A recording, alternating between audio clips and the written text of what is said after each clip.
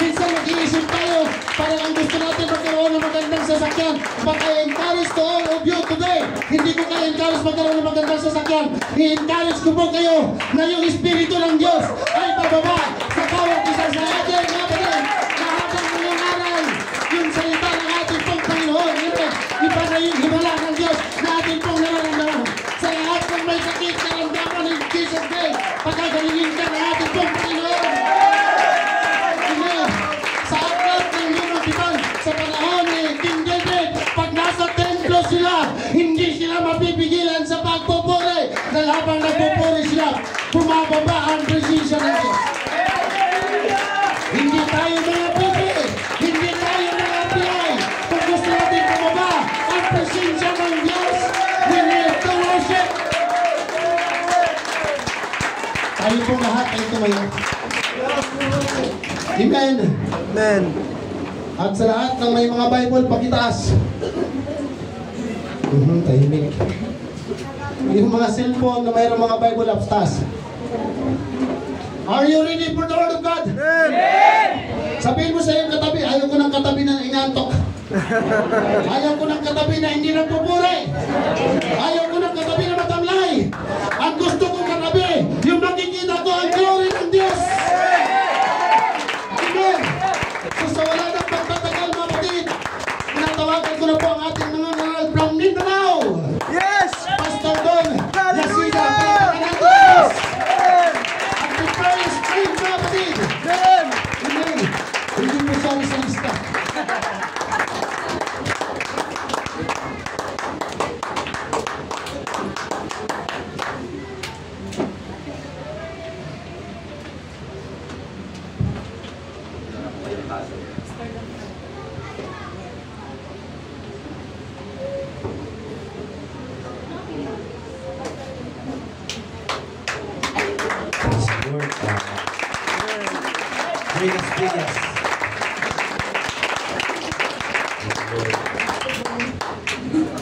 Buenas tardes. Nakita ko mga kapatid, masaya ang lahat. Praise the Lord. Praise God. Celebration mga kapatid sa ating faith, promise, recommitment. Amen. Palakpakan natin ang Diyos.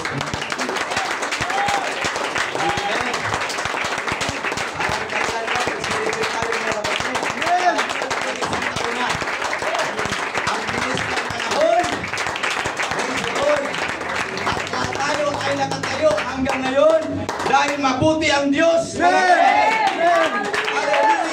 Praise the Lord! Bago ang salita ng Diyos, maraming salamat, Pastor. Praise God sa pagkakataon, naging kay Pastora. Salamat at sa lahat ng mga kapatiran. Praise God. Iwan ko ba kung sino yung nagplano na ako yung magiging preacher. Praise the Lord. Pero I know mga kapatid na ito yung kalooban ng Diyos. Amen. At ngayon ko din naintindihan kung bakit nakabalik ako dito muli. Praise God. Kasi nang umuwi ako mga kapatid, sabi ko hindi na ako aalis doon. Praise the Lord.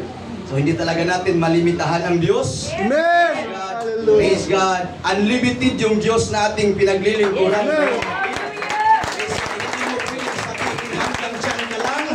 Hindi mo pwedeng yun lang ang magagawa ko. Praise God. May magagawa tayo mga kapatid dahil ang lahat ay imposible. Lang ang imposible sa atin ay posible sa Diyos. Salamat po sa mga Eden Church, kay Pastor J. Praise the Lord. Na-miss ko rin sila mga kapatid.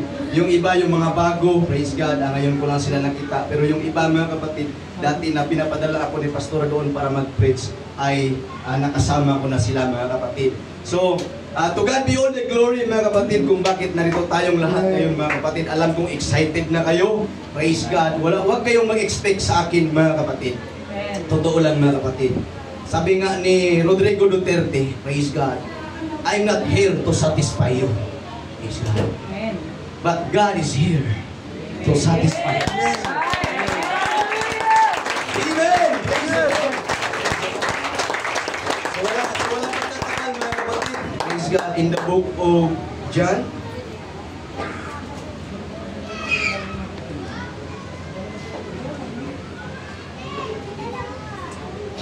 John chapter 13.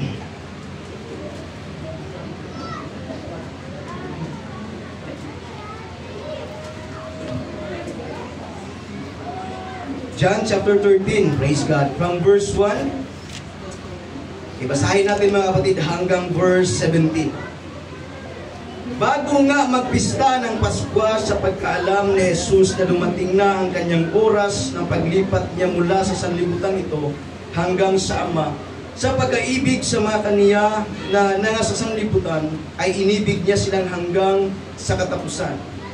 At habang humahapon ng mailagay na ng Diablo sa puso ni Judas Iscariote na anak ni Simon ang pagkakanulo sa kanya, si Jesus sa pagkatalastas ay ibinigay na ng Ama ang lahat ng mga bagay sa kanyang mga kamay, at siya'y nanggaling sa Diyos at sa Diyos din paroroon. Ay nagtindig sa paghapon at itinabi ang kanyang mga damit, at siya'y kumuha ng isang tuwalya at ibinikis sa kanyang sarili. Nang magkagayoy, nagsali ng tubig sa kamay at pinasimulang hugasan ang mga paa ng mga alagad at kinuskus ng tuwalya na sa kanya ay nakabigkis. Verse 6, okay? Sa gayoy lumapit siya kay Simon Pedro, sinabi niya sa kanya, Panginoon, huhugasan mo baga ang aking mga paa? 7, sumagot sa Jesus at sa kanya ay sinabi, ang ginagawa ko'y hindi mo nalalaman ngayon, datapwat mauunawa mo pagkatapos. Verse 8, sinabi sa kanya ni Pedro, huwag mong hugasan ang aking mga paa kailanman. Sinagot siya ni Jesus, kung hindi kita hugasan, ay hindi ka magkakaroon ng bahagi sa akin. 9, sinabi sa kanya ni Simon Pedro, Panginoon, hindi ang aking mga paa lamang, kundi pati ng aking mga kamay at aking ulo. Sinabi sa kanya ni Jesus, ang napaliguan na ay walang kailangang hugasan maliban ang kanyang mga paa, sapagkat malinis ng lubos at kayo'y malilinis na, ngunit hindi ang lahat. Sapagkat nalalaman niya ang sa kaniya'y magkakanulo, kaya't sinabi niya, hindi kayong lahat ay malilinis. 12, kaya't nang maugasan niya ang kanilang mga paa at makuha ang kanyang mga damit at muling maupo, ay sinabi niya sa kanila, nalalaman baga ninyo kung ano ang ginawa ko sa inyo. 13, tinawag niya ninyo akong guro at Panginoon, at mabuti ang iyong sinabi, sapagkat ako nga. 14, kung ako nga na Panginoon at Guro ay naghugas ng inyong mga paa, kayo naman ay nararapat ding mga hugasan ng mga paa sa isa't isa. 15, sapagkat kayo'y binigyan ko ng halimbawa upang gawin naman ninyo ayon sa ginawa ko sa inyo. 16, katotohanan sinasabi ko sa inyo, ang alipin ay hindi dakila kaysa kanyang Panginoon, di ang sinugo man ay dakila kaysa nagsugo sa kanya. Verse 17, kung nalaman ninyo ang mga bagay na ito, kayo ay mapapalad kung inyong mga gawin. Amen. 1 Corinthians, praise God, medyo mahaba tumarib, sorry talaga. 1 Corinthians chapter 11 verse 23. Sapagkat tinanggap ko sa Panginoon ang ibinigay ko naman sa inyo, na ang Panginoong Hesus ng gabing siya ipagkanulo ay dumampot ng tinapay, at nang siya ay makapagpasalamat ay kanyang pinagputol-putol, at sinabi, ito'y aking katawan na pinagputol-putol dahil sa inyo. Gawin ninyo ito sa pag-alaala sa akin, at gayon din naman hinawakan ang sarong pagkatapos na magkahapon at sinabi, ang sarong ito ay siyang bagong tipan sa aking dugo. Gawin ninyo ito sa tuwing kayo'y magsisiinom sa pag-alaala sa akin. Okay. 26, sapagkat sa tuwing kanin ninyo ang tinapay na ito at inumin ninyo ang saro, ay inihayag ninyo ang pagkamatay ng Panginoon hanggang sa dumating siya. 27, kaya't ang sinumang kumain ng tinapay o uminom sa saraw ng Panginoon na di nararapat ay magkakasala sa katawan at sa dugo ng Panginoon.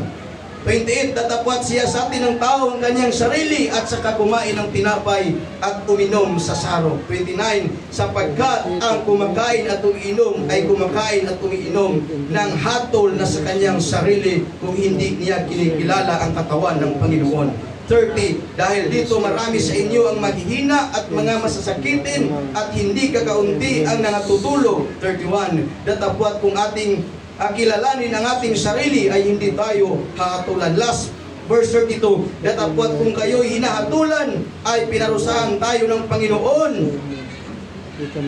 upang huwag tayong hatulang kasama ng Panginoon o kasama ng sanglibutan. Palakpakan natin mga kapatid. Bagong salita ng Diyos mga kapatid, piniling ko ang ating pastor sa pag-pray. Praise the Lord, Ama naming Diyos na dakilat at makapangyarihan. Salamat po sa pagbabasa ng iyong mga salita. Ang namin pong dalangin na iyong pong hunasan ng anointing, ang aming pong tagapangaral sa umagang ito. Hayaan mong kumilos, Panginoon, ang iyong kadakilaan at kapangyarihan. Gamitin mo siyang channel of blessings. Sawayin mo kami, Panginoon. Tuwirin mo kami sa mga bagay na dapat kaming tuwirin. Ikaw ang kailangan namin. Ang presensya mo, ang kadakilaan mo. Na habang kami nakikinig ng pangangaral, mayroon po kayong pagagalingin. Mayroon po kayong kakausapin. Mayroon po kayong palalakasin, Panginoon Diyos, sa umagang ito. At sa iyo ang lahat ng papurit pagsamba in Jesus' name. Amen.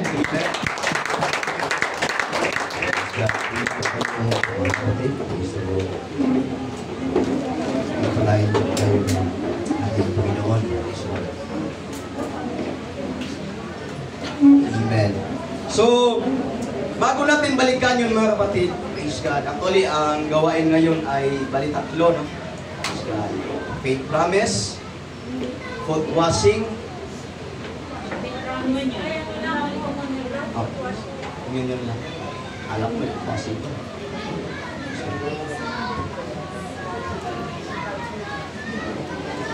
Praise the Lord. So bago ang ating gawain mamaya mga kapatid, ang message ng Diyos ngayon ay patungkol sa ating amang si Abraham.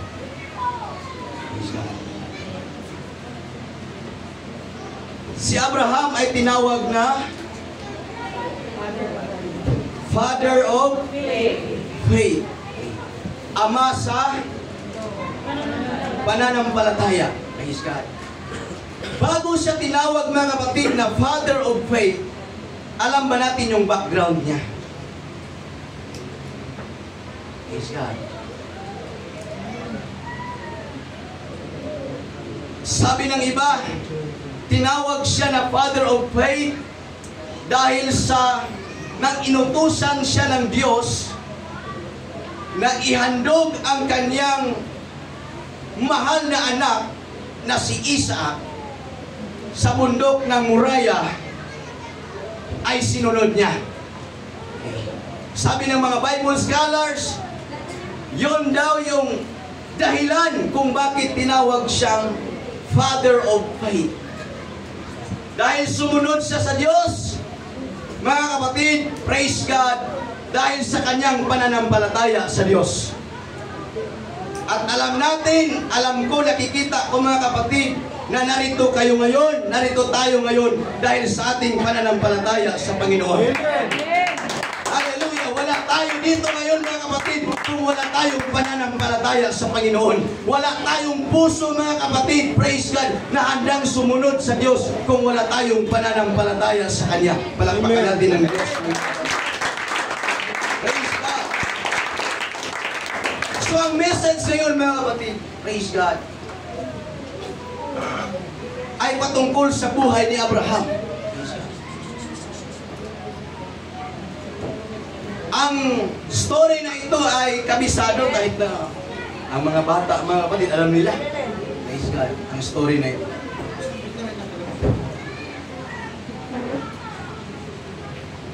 In the book of Genesis chapter 22, sa may mga Bible, mga kapatid, meron naman dito, pwede naman ito. Genesis chapter 20. Praise God.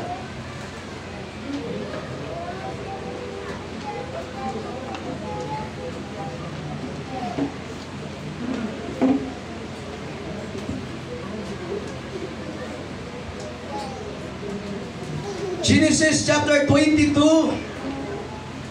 From verse 1, mga kapatid, sinabi dito, pagkatapos ng mga bagay na ito, sinubok ng Diyos si Abraham at sinabi sa kanya, Abraham, at sinabi niya, narito ako.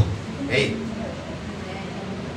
Klaro mga kapatid sa verse 1, na ang Diyos ang nagsubok kay Abraham. Sinubok ng Diyos si Abraham. So alam naman natin mga kapatid ang kaibahan ng pagsubok at saka tukso. Okay, ang tukso galing sa kaaway. Ang pagsubok, praise God, ito'y darating sa atin kung ipahintulot ng Diyos. Amen. Kung hindi ipahintulot, walang pagsubok darating sa buhay natin. Palakpakan natin ang Diyos.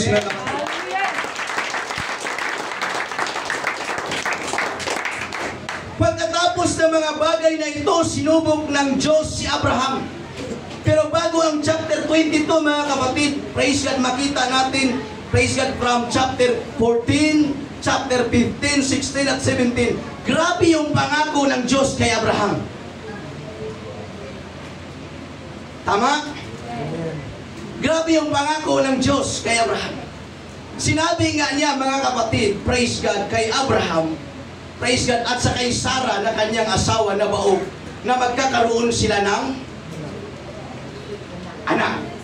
Okay. Praise the Lord. Okay ba kayo mga kapatid? Amen! Praise the Lord. Matagal tumatapos mga kapatid. Kaya salamat, nag-announce si pastor na magbaon eh. Nag-announce si pastor na magbaon, matagal tumatapos. Praise the Lord. Thank you, Bro Carl. Praise the Lord. Nangako ang Diyos kay Abraham, praise God, na magkaroon siya ng anak. Praise God. Nangyari ba mga kapatid? Amen. Nangyari. Praise God. Pero bago yung nangyari mga kapatid, praise God, grabe yung proseso bago natupad yung pangako ng Diyos. Grabe yung pinagdaanan ni Abraham mga kapatid. Dumating sa punto, praise God, na si Sarah ay nagdalawang isip. Praise God. Hindi siya magkaanak. Kaya inutusan niya yung kanyang asawa, si Abraham, na kunin yung kanilang katulong. Sinong katulong? Si Hagar. Katulong. Yaya. Praise God. Na kasi sa Old Testament mga kapatid, pag yung asawa mo hindi magkaanak, praise God, pwede kang kumuha doon sa mga katulong mo, praise God, para doon ka magkaanak. Sa Old Testament yan. Hindi na pwede sa atin ngayon.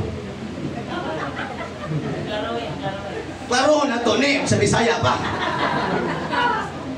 Kay basig mo ingon mo niya, giingon ni Pastor, pwede man di ay. Sinabi ni Pastor, pwede daw. Sa kanilang panahon sa atin ngayon, hindi na pwede. Amen. Kaya mga kapatid, grabe yung proseso. Tingnan natin mga kapatid, si Abraham tinawag na father of faith. Pero andun pa rin sa kanya mga kapatid yung pagdududa. Praise God. At siguro no, praise God. Sabi mga kapatid ni Sarah, kunin mo yung ating alila, yung ating alipin. Praise God. Para magkaroon ka ng anak. Praise God. Sa kanya.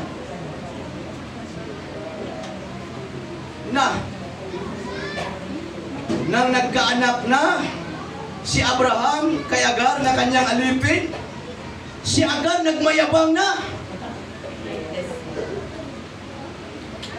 Yung atensyon ng tao mga kapatid, wala na kay Sarah na siya yung lehitimong asawa ni Abraham.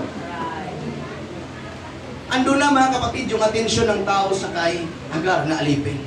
At hindi yun pwede mangyari Dahil kahit anumang sitwasyon ang darating, alipin pa rin siya ni Sarah. Amen. Palakpakan natin ang Diyos.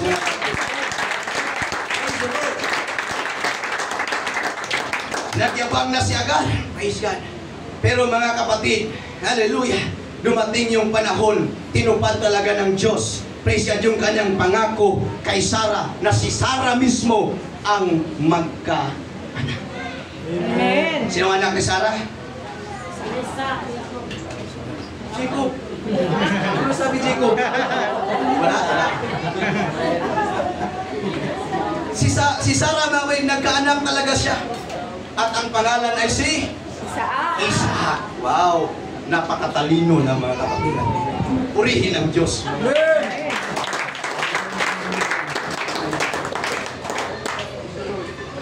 Ito mga kapatid, nangako ang Diyos kay Abraham na siya'y maging ama ng maraming bansa. Itong mga bansa na ito mga kapatid. Amen. Wow, palakpakan natin ang Diyos. Nangako ang Diyos kay Abraham nang ando na si Isaac na kanyang anak. Ang nangyari mga kapatid, ito na sa verse 22. Sinubok na ng Diyos si Abraham. Pagkatapos na to pa rin ng Diyos yung pangako niya sa iyo, humanda ka sa pagsubok. Ayaw ng iba ng pagsubok, gusto ng iba pagpapala talaga. Pag pagsubok yung pag-usapan natin mga kapatid, halos yung iba mga kapatid galit na nakatingin sa akin. Pero pag blessing sa pag-usapan, praise the Lord, hallelujah! Hindi natin maitago yung katotohanan mga kapatid. Pag naglilingkod tayo sa Panginoon, may pagsubok. Hindi mo matakasan ang realidad ng buhay. Hallelujah! Praise God! Sinubok na ng Diyos. Kalma lang. Kalma lang. Intro pa lang. Kalma lang. Na sinubok ng mga kapatid. Praise God. Ang Diyos. Si Abraham. Praise God. Sabi ng Bible ito mga kapatid. Praise God. Sa verse, tingnan mo sa verse 2 mga kapatid. At kanyang sinabi, kunin mo ngayon ang iyong anak, ang iyong kaisa-isang anak na si Isaac, na iyong minamahal.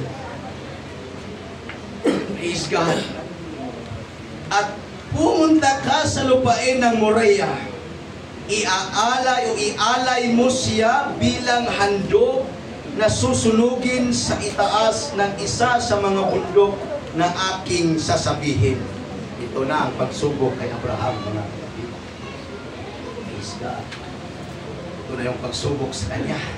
Ialay niya daw yung kanyang minamahal na anak. Praise God. Ang pagsubok ni Abraham, o ang pagsubok sa buhay ni Abraham, ay hindi na yun pwede mangyari sa atin ngayon. Tama mga kapatid? Hindi na yun mangyari sa ating panahon ngayon. Sa kanilang panahon, sa Old Testament mga kapatid, kailangan mag-alay ng isang hayop. Praise God. Para mapatawad ang kasalanan. Praise God. Then sa verse na ito, ang utos ng Diyos kay Abraham, hindi siya mag-alay ng hayop, kundi ang kanyang kaisa-isang anak na si Isaac. Talagang mabigat, mga kapatid. Hindi yun madali.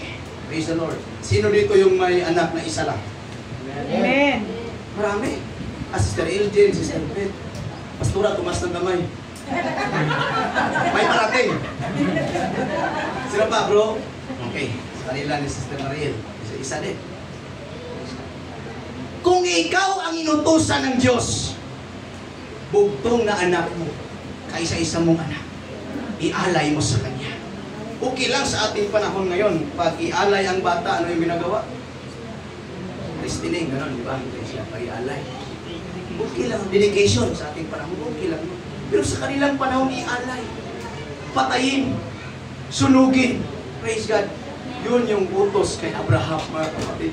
Napakabigat para sa kanya. Pero mga kapatid, hallelujah, tapat ang Diyos na nangako. Amen. Dapat ang Diyos na nangako. Hallelujah! Amen! Amen!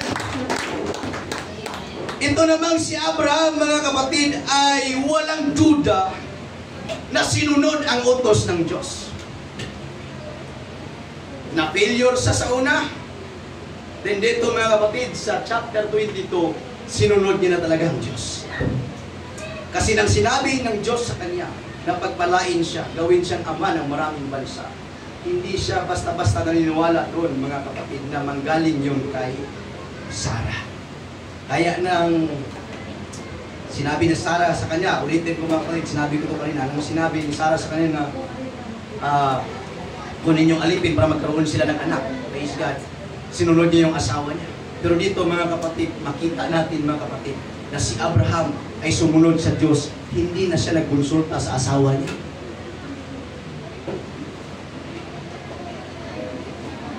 Sama ng tingin ng mga nanay sa kapatid. Wala naman. Basahin niyo ang chapter 22. Kung nagkonsulta ba si Abraham sa asawa niya? Wala. Wala. Mga kapatid. Ito yung nangyari, mga kapatid. Praise God.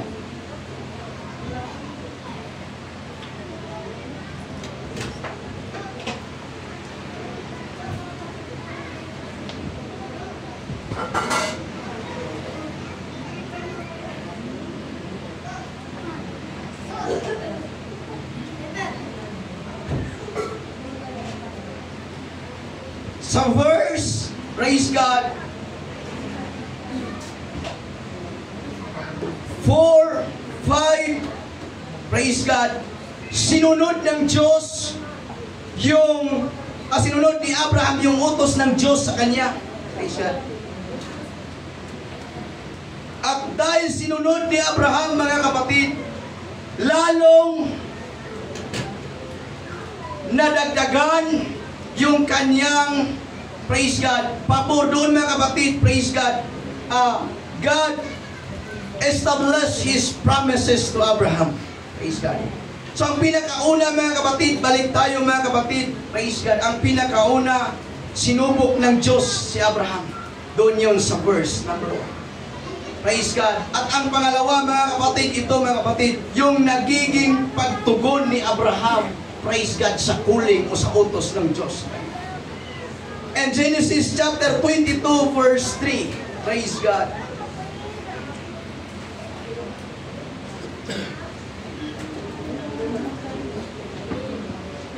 Si Abraham ay maagang bumangon at inihanda ang kanyang aso. Isinama niya ang dalawa sa kanyang mga batang tauhan at si Isaac na kanyang anak. Nagsibak siya ng kahoy para sa handog na susunugin at siya ay naghanda at pumunta sa lugar na sinabi sa kanya ng Diyos. Mapapansin natin dito, mga kapatid, na itong si Abraham ay nagsibak siya ng kahoy. Pero ang utos ng Diyos sa kanya ay pupunta siya sa bundok at ihandog niya si Isaac doon. Napansin niyo ba na kapag bundok, mga kapatid, ay may maraming puno? Pero dito, nagsibak pa siya ng kahoy para dalhin. Anong ibig sabihin, mga kapatid? Para wala siyang rason na hindi niya sundin ang Diyos pagdating.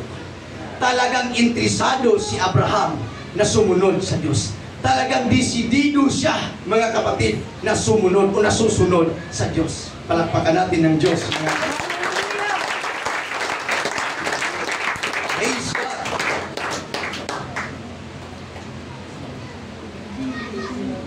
Ang naging pagtugon ni Abraham, praise God, bilisan natin, mga kapatid. Praise God. Una-una, ang pagsubok kay Abraham. Pangalawa, ang pagtugon ni Abraham. At ang pangatlo, mga kapatid, praise God, ang Diyos ang magkakalo. God will provide. Naniniwala ba kayo niyan, mga kapatid? Praise God! Nang pupunta na sila, mga kapatid, sa lugar na kung saan inutos ng Diyos sa kanila, ay sa kay Abraham.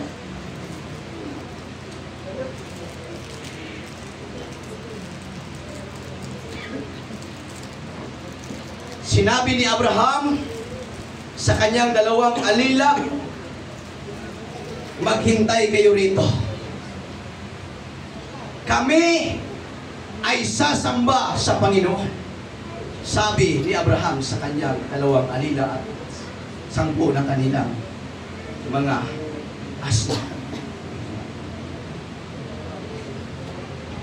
Hindi sinabi ni Abraham sa kanyang mga alila na doon sa bundok na yon ay ihahandog niya si Isaac. Si Abraham lang ang nakakaalam at maging si Isaac ay walang kaalam-alam. Hindi alam ni Isaac na siya pala yung ihahandog doon. Amen. Amen. Praise God. Kaya sa verse 7, praise God, dala-dala mga kapatid, praise God, ni Isaac yung kahoy, pasan niya yung kahoy mga kapatid. Then si Abraham naman ay dala niya yung apoy at saka yung sundang, kutsilyo, itak, praise God, kutsilyo.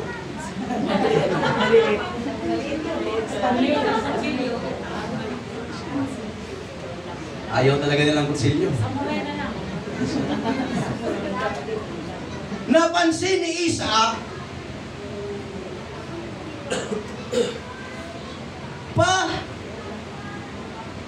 o tatay, tay, o daddy.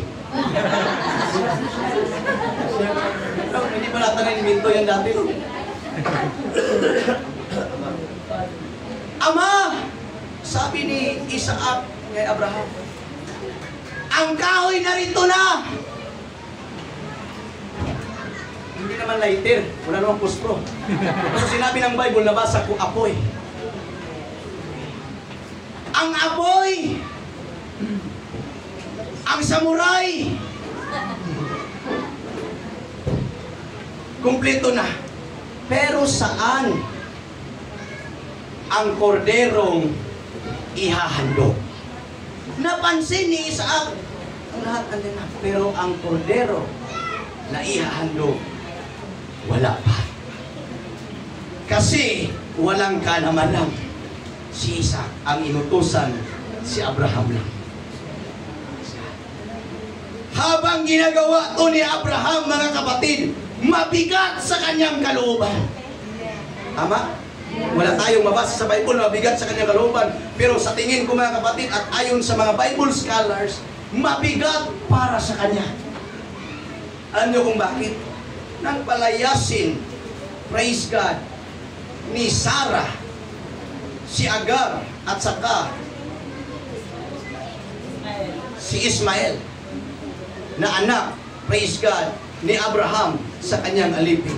Praise God, nang palayasin o paalisin, praise God, si Abraham, sabi ng Bible, ay nalungkot. Masakit para sa kanya. Sa kay Sarah, okay lang, hindi na yun anak. Pero sa kay Abraham, masakit yun kasi siya yung totoong tatay. Siya yung totoong ama. Mabigat yun para sa kanya, mga kapatid. Praise God. Kaya habang ginagawa to mga kapatid, praise God, ni Abraham, habang naglalakad siya papunta sa bundok ng Moriah, praise God, mabigat para sa kanya. Sabi ng mga scholars, kaya daw dumating ng 3 araw, mga kapatid, umabot ng 3 araw yung kanyang paglalakad. Kasi sabi nila, hindi daw, kumbaga dahan-dahan lang daw yung paglalakad ni Abraham. At sabi nila, baka daw, hindi daw Diyos ang nag-utos sa kanya. Totoo ba talaga na ang Diyos ang nag-utos sa akin ay handog ko yung anak ko? O dahan-dahan na ako pupunta doon, baka mabago pa yung isip ng Diyos at sabi ng Diyos na hindi ko ituloy. Yun daw sabi ng iba, mga kapatid. Pero hindi natin yan mabasa sa Bible. Ang mabasa natin sa Bible, mga kapatid, sinunod ni Abraham ang Diyos. Amen. Palakpakan natin ang Diyos. Praise God. Hallelujah. mga kapatid, praise God sa verse 8. Hallelujah. Ang sagot ni Abraham kay Isaac, sabi niya, Diyos ang magkakaloob. God will provide Himself. Amen. Praise God. Ito yung good news, mga kapatid. Kapag ang Diyos ang nag-utos, kahit mahirap para sa iyo, praise God, may paraan ang Diyos, mga kapatid. Palakpakan natin ang Diyos, mga kapatid. Hallelujah. Sa faith promise natin na yung nakaraang taon, praise God, yung iba, praise God, medyo mahirap pag ito yung ibigay ko. Pero nung ibinigay mo, mga kapatid, hindi mahirap, di ba? Praise God, mahirap kung magbigay ako ng 10 piso bawat araw. So, itotal natin, mga kapatid, magkano na yun sa isang taon? 10 pesos lang.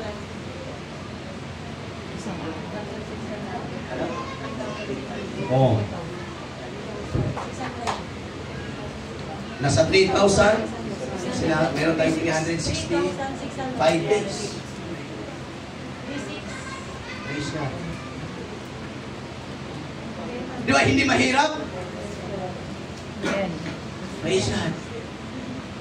Hindi ko na alamin kung ilan yung o nasa magkano yung promise nyo dati, mga kapatid. Pero ang mahalaga, nakita na natin, mga kapatid, yung resulta. Sinabi ko na sa nakaraan, yung dyan sa likod, mga kapatid, praise God, yan yung bunga ng faith promise natin, mga kapatid. Praise God. Kapag sumunod lang tayo sa Diyos, mga kapatid, na may pananampalataya, makikita natin yung magandang resulta sa dulo, mga kapatid. Amen. Praise God. Hallelujah. Palakpakan natin ang Diyos. Walang ibang sinabi si Abraham sa kay Isaac na kanyang anak. Hindi niya sinabi, anak, ikaw ang ihahandog. Anak, ikaw ang papatayin. Hindi niya sinabi kay Isaac. Ang sinabi lang ni Abraham, mga kapatid, God will provide. Yun yung pananampalataya ni Abraham, mga kapatid. At nawa yung pananampalataya na yun, mga kapatid, ay magkaroon din tayo ngayon, mga kapatid. Praise God ng pananampalataya tulad ni Abraham. Hallelujah. Palakpakan natin ang Diyos. Praise the Lord, palakpakan natin ang Diyos. Praise God. Praise God. Praise God. Purihin ang Diyos. Amen. Amen. Tapat siya, mga kapatid. Kung nag-provide siya sa panahon ni Abraham, kaya yan mag-provide sa ating panahon ngayon. Dahil ang Diyos ni Abraham, ang Diyos natin ay hindi, praise God, nagbabago. Palakpakan natin siya, mga kapatid. Kaya hindi ako mahiyang purihin siya. Kaya hindi ako mahihindang purihin siya. Dahil talagang tapat siya, mga kapatid. Praise the Lord. Praise the Lord. Dahil sa pananampalataya ni Abraham, praise God, mas lalong pinagtibay ng Diyos ang kanyang pangako. Amen. Praise God. Ang pagsubok sa buhay ni Abraham, praise God. Ang pagtugon ni Abraham, mga kapatid, praise God. Ang Diyos ang magkakaloob. At panghapat, mga kapatid, God affirm His promises. Pinagtitibay ng Diyos ang kanyang mga pangako. Tingnan mo kung ano, mga kapatid, ang nangyari. Nang doon na si Abraham sa mismong lugar na sinabi ng Diyos, inihiga niya si Isaac, mga kapatid. Praise God, sa ibabaw ng dambana. Tumayo siya ng altar, mga kapatid, pagdating niya sa bukid na yun. Praise God, inihiga niya doon si Isaac. Praise God. At nang papatayin na niya, talagang nagpupursige talaga siya na sumunod, mga kapatid. Nang siya, praise God, ay handa na siya, mga kapatid, na saksakin, patayin, praise God, si Isaac. may anghel ang Diyos. Then the angel of the Lord, praise God, yung anghel ng Diyos, mga kapatid, ay tumawag sa kanya. Anong sabi ng Bible? Abraham, praise God, huwag mong saktan. Huwag mo siyang patayin. Praise God. Tunay na. Sabi ng anghel ng Panginoon, tunay na. Praise God. Ikaw ay handang sumunod sa Diyos. At doon, mga kapatid, praise God. Hallelujah. Satas ako sa message ng kalan ng kapatid. Praise God. Mayroong kordero, praise God, na nasabit sa dawag. Ano yung dawag? Sa Bisaya, pa ka na pang balagon. Balagon ba? Balagon. Sabot mo balagon?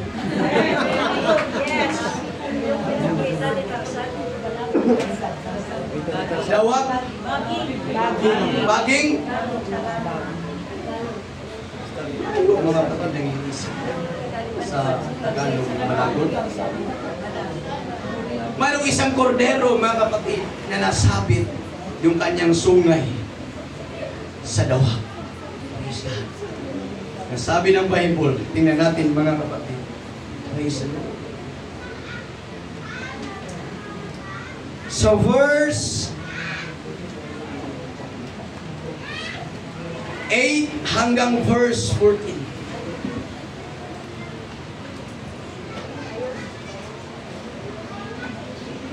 Ang bilis ng oras, mga kapatid.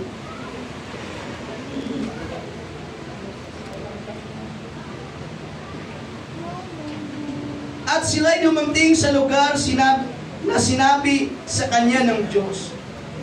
Nagtayo roon si Abraham ng isang dambana. Inayos ang kahoy at tinalian si Isaac na kanyang anak at inilagay sa ibabaw ng kahoy na nasa ibabaw ng dambana. Iniunat ni Abraham ang kanyang kamay at tinawakan ang patalim upang patayin ang kanyang anak. Praise God.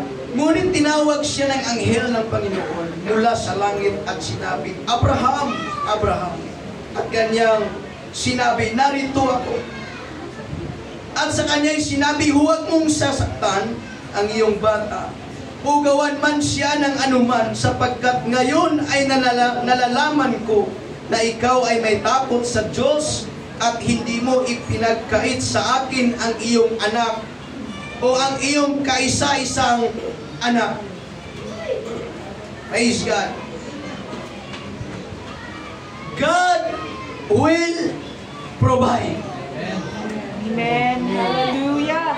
Tama, mga kapatid, na ang Diyos ang magkaloob. Praise God. By faith yun, sinabi ni Abraham. Hindi alam ni Abraham, mga kapatid, na yun yung mangyari sa unahan. Na doon, mayroon doong kordero, masabit yung kanyang sungay sa dawag, praise God, at yun yung kalili, mga kapatid, praise God, sa kanyang anak na ihandog. Wala yun, mga kapatid, praise God. Hindi yun sinabi ng Diyos sa kanya, pero sumunod siya by faith at sinabi niya na ang Diyos ang mag-provide. Hallelujah! Sa ating paglilingkod sa Panginoon, mga kapatid, naniniwala tayo na God will provide. Praise God! Hallelujah! Sa lahat ng sitwasyon, God will provide. Hallelujah! Praise God! Ilala sa buhay natin, mga kapatid, anumang kahirapan yung dadaanan mo, praise God, sa buhay, maniwala ka lang, sumampalataya ka lang sa Diyos, God will provide. Sumunod ka lang sa Diyos, God will provide. Tested and proven, mga kapatid, praise God, God will provide. Isang beses, mga kapatid, walang-wala ako, gusto kong pumunta sa conference, pero sabi ko, God will provide. Nakapunta ako sa conference, kahit piso, wala akong gasto, mga kapatid. May ginamit ang Diyos na nag-sponsor sa akin. Totoo talaga na God will provide. Hallelujah! Sa lahat ng kailangan natin, ang Diyos ang may provide. Kailangan na natin yung ating pananampalataya. Hallelujah! Ito yung topic natin, mga kapatid. We need extraordinary faith. Amen. Kailangan Kailangan lang natin ng pambihirang pananampalataya. Kailangan lang natin ng extraordinary faith, mga kapatid. Ang Diyos, alam na niya kung ano yung gagawin niya. Hindi natin siya pwedeng turuan. Lord, dapat ganito. Dapat parehas kay Abraham. Praise God na ikaw mag-provide sa mismong panahon. Pero mga kapatid, walang panahon na ang Diyos ay delay. Ang Diyos ay late sa atin, mga kapatid. Sa lahat ng panahon. Hallelujah. Kaya niya ibigay yung para sa iyo. Kung yung iba pinapala na, masaya tayo, mga kapatid. Bakit? Tayo naman yung susunod.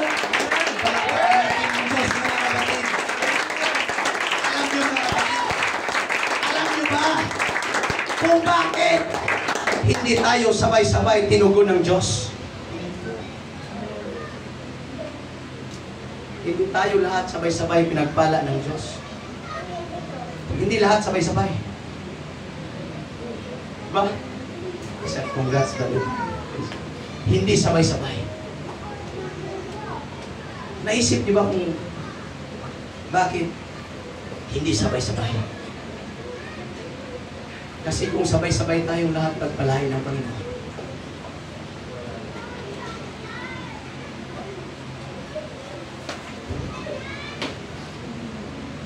sino ang kasama mo na mag-celebrate?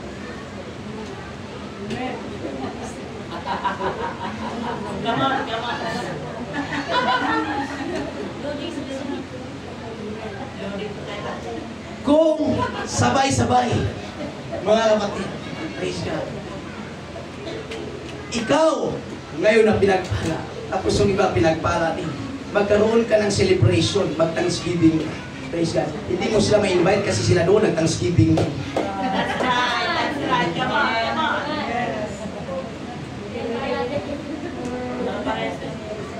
Kaya hindi sabay-sabay. Para pa mag-celebrate si Bro Jobert, doon tayo lahat mga mag-celebrate tayo. Pag pinagpala niya si Bro, tinugon na ng Diyos yung prayer niya, mag-i-enjoy tayo doon kasama niya. Pero kung sabay-sabay tayong lahat, suluhin mo blessings mo. Hindi naintindihan mo lang. Praise God. At sa mga nauna na pinagpala ng Diyos, sila yung naging mabuting halimbawa. Praise God. Na kapag sumunod ka lang sa Diyos, praise God, may nakalaan din ang Diyos para sa Right. Palakpakan natin ang Diyos.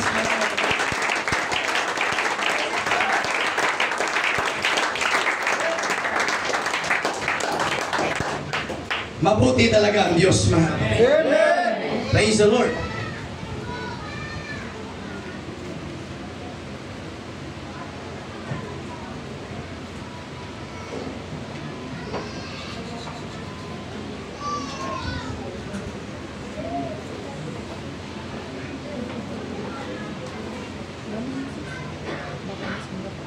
Sa Genesis chapter 22 verse 15 hanggang verse 16, mula sa langit ay muling tinawag ng anghel ng Panginoon si Abraham at sinabi niya, sumumpa ako sa aking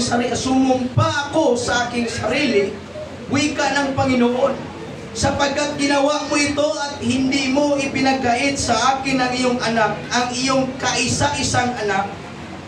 Praise God. Tunay na pagpapalain kita at pararamihin ko ang iyong binhi na gaya ng mga bituin sa langit at mga buhangin sa baybayin ng dagat. At makakamit ng iyong binhi ang pintuang bayan na kanyang mga kaaway. At sa pamamagitan ng iyong binhi ay pagpapalain ang lahat ng bansa sa lupa sapagkat sinunod mo ang aking tinig. Ang pangako ng Diyos, mga kapatid, kay Abraham ay hindi lang para sa kay Abraham. Kundi sabi ng Bible, lahat ng mga bansa ay pagpalain sa pamamagitan mo. Praise God. We are blessed today, mga kapatid, dahil sa kanila. Praise God. Amen. Naniniwala ba kayo mga kapatid? Praise God. Dahil sa kanilang pananampalataya, narito tayo ngayon mga kapatid. Praise God. At handa din tayo mga kapatid sa ating paglilingkod sa Panginoon. Praise God. Isa din tayo mga kapatid. Praise God. Naniniwala na ang Diyos ay tapat sa kanyang sinabi. Hallelujah. Kung mayroon mang panahon na tayo ay nabigo mga kapatid. Hallelujah. Hindi yan ang katapusan ng ating buhay. Kung naranasan man natin mga kapatid na para sa atin, naglilingkod tayo sa Diyos, pero nasa stage pa tayo mga kapatid, nasa panahon pa tayo mga kapatid na tayo sinusubok ng Diyos. Pero sige lang kapatid, tuloy ka lang. Tuloy lang tayo mga kapatid. Pagkatapos ng pagsubok mga kapatid, praise God, doon mo makikita, hallelujah, ang katuparan ng pangako ng Panginoon. Hallelujah. Walang easy sa buhay natin mga kapatid. Hindi madali ang paglingkod sa Panginoon. Sinabi ko na kanina, hindi natin matatakasan ang problema at ang pagsubok sa buhay. Pero salamat dahil doon sa pagsubok na yun, hallelujah, pinagtitibay ng Diyos ang kanyang pangako sa atin. Hallelujah. Kaya may mga pagsubok mga kapatid sa ating buhay para someday tatayo tayo mga kapatid at magsabi dahil sa kabutihan ng Diyos, dahil sa kanyang katapatan. Hallelujah. Narito tayo mga kapatid. Tingnan mo ang story sa Bible. Ito yung mensahe mga kapatid. Sa verse na ito, sa chapter na ito, hindi si Abraham ang highlights mga kapatid. Hindi rin si Isa ang highlights sa mensahe nito. Ang highlights dito mga kapatid, praise God, na yung Diyos na nangako, ay hindi niya kayang baliwalain yung kanyang mga pangako para sa atin. Hallelujah! Ang pangako niya kay Abraham, hallelujah, na pagpalain ang lahat ng mga bansa. Di ba mga kapatid, bago siya kumaroon sa langit, ang kanyang pangako mga kapatid, na mauna sa doon, ipaganda niya tayo ng ating titirhan. Kaya nagpapatuloy tayo at kaya magpapatuloy pa tayo dahil sa pangako ng Diyos. Hindi si pastor ang nangako, praise God, ng eternal life. Hindi si pastora, hindi ako, hindi yung mga leader natin ang nangako niyan mga kapatid. Ang nangako niyan, ang Diyos mga kapatid. Hallelujah. Ang nangako niyan ng Diyos.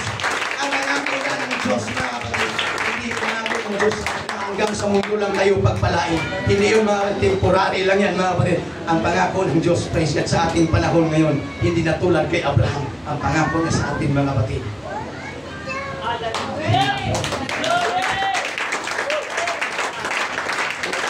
Kaya kung may mga panahon man, natisod ka sa kasama mo, natisod ka sa pamilya mo, hallelujah, huwag kang mag-focus dyan kapatid. Mag-focus ka sa pangako ng Diyos.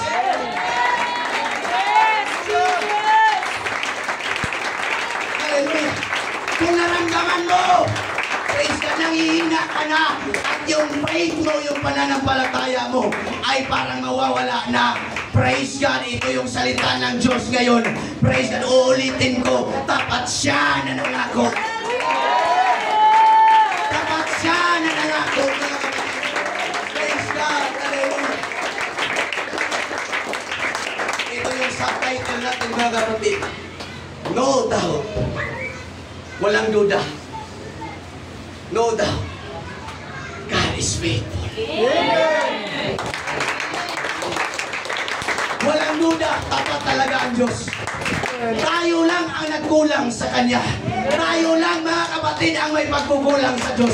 Pero wala siyang pagkukulang sa atin. Kaya siya yung dahilan kung bakit kahit hirap na sa buhay, kahit may mga problema at pagsubok, nagpapatuloy pa rin. Siya yung dahilan mga kapatid. Siya yung dahilan. Siya yung dahilan. Siya yung dahilan. Siya yung dahilan. Tingnan nyo.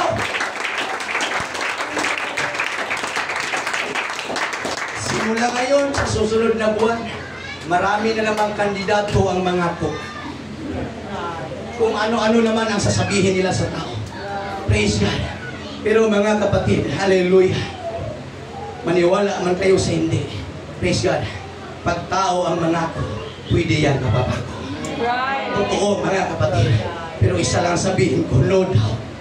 No doubt. Amen. God is faithful. Amen. God is faithful. God is faithful. God is faithful.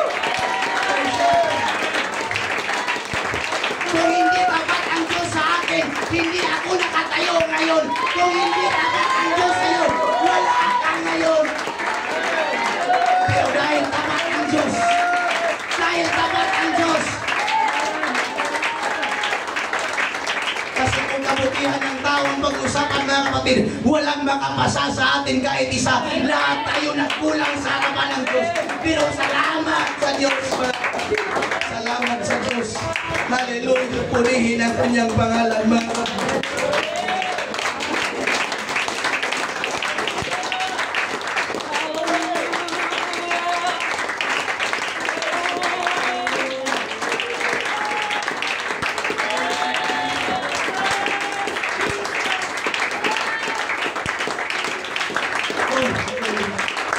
Kaya nagimban ako, mga kapatid, sa mensahe sa buhay na Abraham.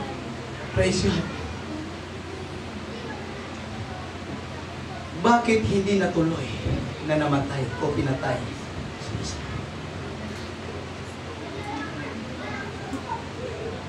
Dahil nakaprophecy sa aklat ni Isaiah, mayroong papatayin. Tinawag siya na kordero ng Diyos. Amen. Hallelujah. Amen. Si Isaac hindi natuloy, mga kapatid, yung kanyang hindi natuloy na siya'y patayin. Pero ang kordero ng Diyos, walang iba kundi ating Panginoong Jesucristo, natuloy siyang namatay sa krus. Kaya pala hindi natuloy si Isaac. Kasi ang gusto ng Diyos, siya talaga yung mamatay sa krus. Glory. Amen. Yung kanyang dugo, Hallelujah. mga kapatid, praise God, ang magiging katubusan ng ating kasalanan.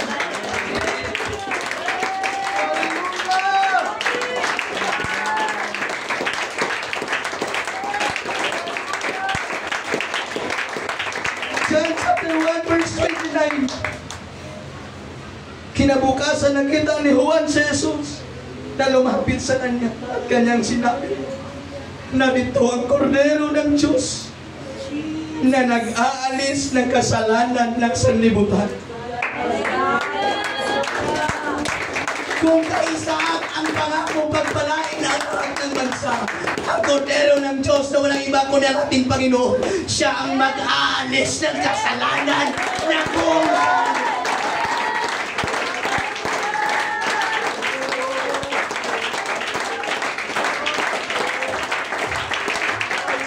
dito natin makikita ang kapatid kung gaano tayo kahalaga sa harapan ng Diyos.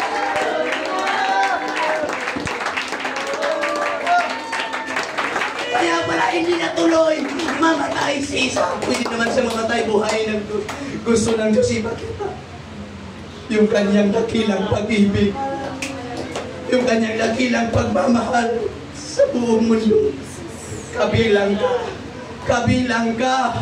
Tingnan mo sarili mo ngayon. Tingnan mo sarili mo ngayon. Lord, sino ako? Di ba makasalanan ako? Pero isa ako.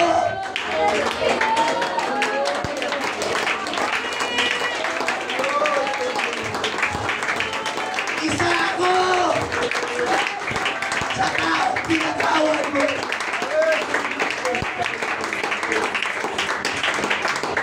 Wala nang hihigit pa sa ginawa ng Diyos sa buhay natin, mga kapatid. Kaya sa oras na ito, mga kapatid, huwag nating tipirin yung ating sarili. Pasalamatan natin yung Diyos, mga kapatid. Wala nang oras, mga kapatid. Hallelujah!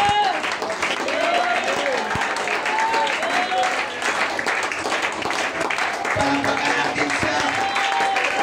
Purihin ang kanyang pangalan. Purihin ang kanyang pangalan. Salamat sa kanyang ginawa. Ako yung dapat ipako sa Diyos. Ikaw yung dapat doon. Pero siya, mga kapatid, inangkin niya, mga kapatid, ang lahat. Praise God. para lang magkaroon tayo, praise God, ng kapatawaran sa ating mga kasalanan. Hindi ordinaryong gawain yun, mga kapatid. Walang taong nakakagawa ng pero ginawa yun ng Diyos para sa atin, mga kapatid. Naisip mo ba ngayon? Naisip mo ba ngayon? Kung ano yung ginawa ng Diyos sa buhay mo? Huwag na nating isipin, mga kapatid, kung ano yung nagawa natin sa church. Lahat na nagawa natin ay kulang. Huwag mo nang isipin kung ano kalaki ang naambag mo sa gawain. Lahat ng yan ay kulang. Lahat ng yan ay kulang. Hallelujah! Hallelujah! Ito ang ginawa ng Diyos. Ang ginawa ng Diyos buong buo. Amen! Ang ginawa ng Diyos buong buhay niya. Yes, Jesus! Walang natira sa Kanya. Binigay niya yung lahat. Para sa iyo. Para sa akin. Ginawa niya lahat para sa iyo. At para sa atin. Kailangan lang natin ang faith sa oras na ito. By faith. By faith. By faith. By faith.